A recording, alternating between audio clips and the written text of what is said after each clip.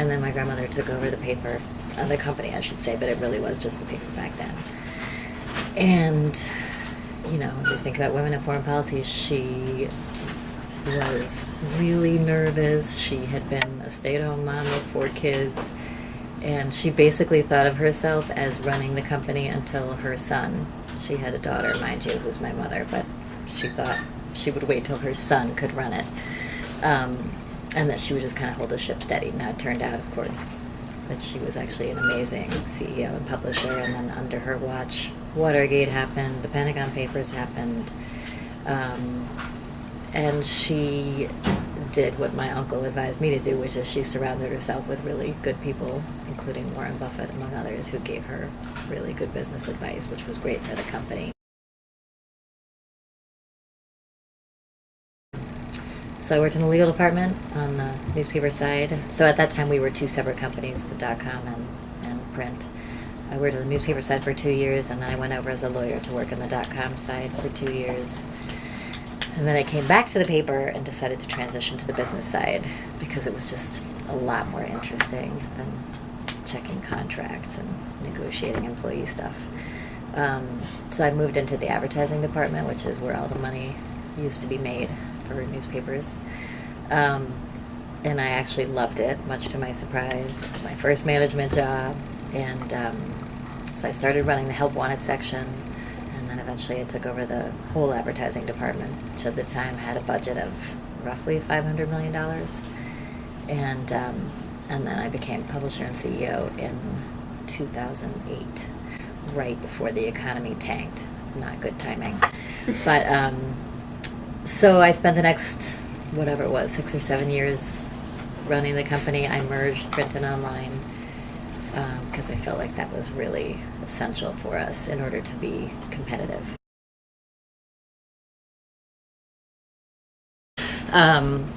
So, yeah, I think women obviously in every career get a lot of scrutiny, and I do remember there was an article written when I was leaving, and one of the things they commented on was the fact that I, according to this article, regularly wore 4-inch heels, which is not entirely true. I did wear heels. They were not always 4 inches, but anyway. But that is a kind of weird comment. Like, why would they put that in there? Why is that notable? Why nobody writes about what shoes Arthur wears in the newsroom? Yeah. A big deal. Yeah. It was a big deal, and in fact, that's kind of why I became publisher, because I had been telling my uncle. My uncle's the one who set them up separately, and I think it was the correct decision at the time, because the theory was otherwise the mothership would stifle the innovation, and I think it would have. But it had been 10 years, and I felt like, okay, everybody gets that the internet is here to stay. And at this point, we were literally like battling each other. Like, people didn't know each other. They were based in Virginia. The Post, of course, was based here. So they didn't have names and faces. You had to dial 10 digits in order to talk to somebody over there. There was a lot of mistrust. And in fact, Dana Priest, who's one of our most amazing reporters, told me this story about how, I think it was her story on the black prisons, the CIA prisons all over the world. And they so didn't trust the people at WashingtonPost.com not to leak it, that they didn't tell them until 3 days before the story was going to be published. And then they were like, oh, hey, by the way, can you just slap together some, video and photos and stuff? Which is, that's not the way to get a great story for your customers and readers and users. So I just felt like we were battling each other when what we should be doing is battling the competition. We all see it in everything we do, right? Every business, whether it's an airline you're on or whatever, your takeaway of that brand is based on how you're treated, right? So United is in a pile of hot water because of a couple of bad incidents, and that's the takeaway. So, we're always taught in sales, when you answer the phone and you're just taking a classified ad over the phone, the way they used to do it, you are the face of the Washington Post. So if you're rude, that's what they think of the Washington Post, right? And it's true. So, I mean, to this day, I walk my dogs, and if I see somebody has the Washington Post delivered and it's on the sidewalk, I throw it up onto their stairs to help them out a little bit. If they have the other paper, I don't do it. But, so you just learn. Like, when you get a letter or an email, I tried as much as I could to respond to every one of them, because people, they think it's a black hole. They think you're some big corporate monster. And if you write, like, sometimes people would write in, all curses and whatever, they were mad about a wet paper or something. If you write them back and you say, I'm so sorry you got a wet paper, please give me your address and I'll make sure to get you a new paper. And they're like, oh my God, thank you. It's so every customer matters. And especially our print customers, I guess not surprisingly, the newspaper, and the beauty of the newspaper is that it's a habit. Absolutely.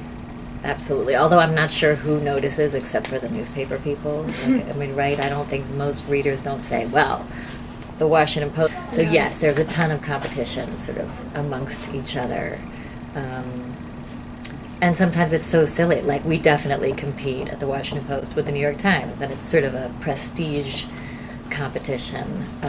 They've always spent more money than we could on our newsroom, and they have national and international distribution. We used to own the Herald Tribune with the New York Times. We had a joint ownership with them in Europe, and then they sort of forced us to sell. And so, but it's sort of silly that we compete, because at the end of the day, we both want each other very much to survive and thrive. No, I don't think so. Not at a place like, of course you always have to watch out for that, but I think at the Post, people take it so seriously to get the facts right, and editors take it very seriously that the story is accurate and fair. And of course, lawyers will also try to make sure something is fair if there's a question of being sued over libel.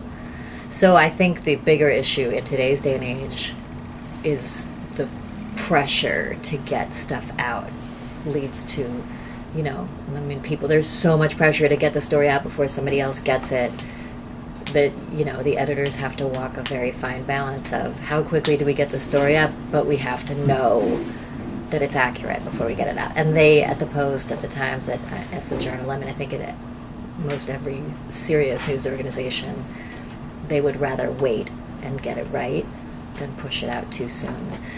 Because, that's the integrity of your brand. And in this era of fake news and all that, we want to make sure that we're giving people accurate stuff. But there is so much pressure on people. I think sometimes it's just the pressure to go quickly. I don't think it's changed the Post process, because we've never proliferated fake news, but we've always had the same process. So let's say a journalist stumbles on a fantastic story published by some, other publication somewhere else. We would still report it out.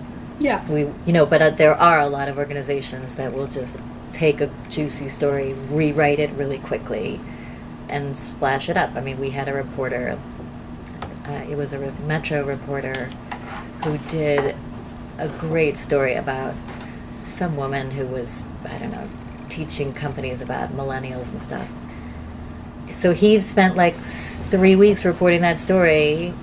Soon as it went up, like within 2 hours, somebody else had the same story up, a little blurb rewritten a little, and like maybe waved down a link to his story. And he actually called the reporter up, and he's like, what the heck?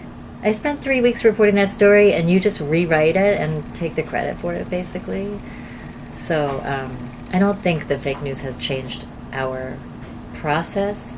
I think the problem is it has done so much damage to organizations, everywhere, right? Because now the broader public has been taught, and the president reiterates it all the time, right? He doesn't like a story, he calls it fake news. So now there's a lot of the public, and I just heard on the radio, including in Europe, that would say, I don't trust what I read on the internet. And there are also, there are organizations, the News Literacy Organization is dedicated actually to going into high schools and trying to teach kids, like, how do you know the difference between a Washington Post story and some other story you read online, or something you read on Wikipedia, or you see it on Google? Because a lot of people haven't been taught which sources to trust and which ones might just be, I mean, like the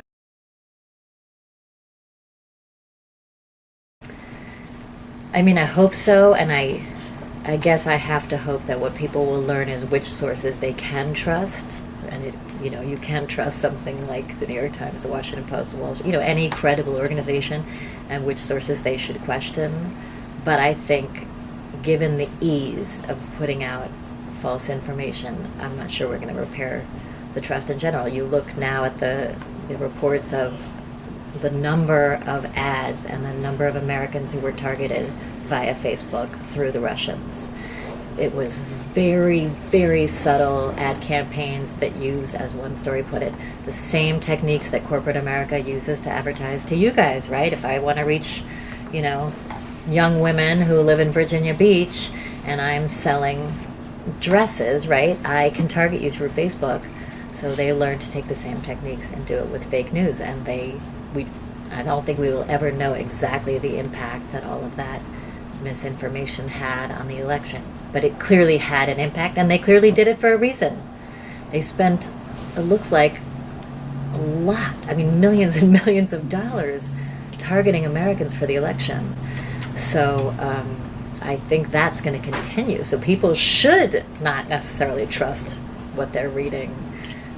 But I do hope that that at least most people will continue to trust key sources. And I do think, for not everybody, but I think for a lot of people,